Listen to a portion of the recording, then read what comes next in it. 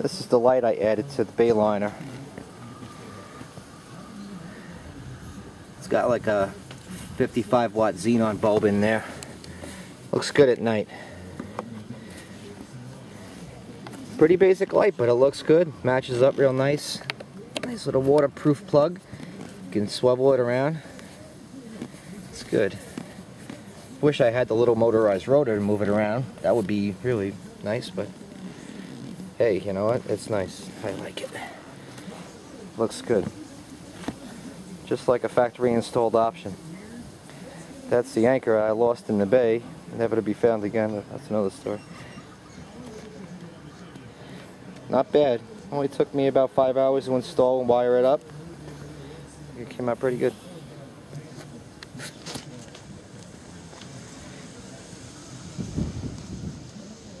It mounts right in the bottom where you keep the extra chain, like where this here goes for your anchor rod and all. Just one hole, put it in there, a couple of washers and a couple double nuts, and she's on there. It's nice.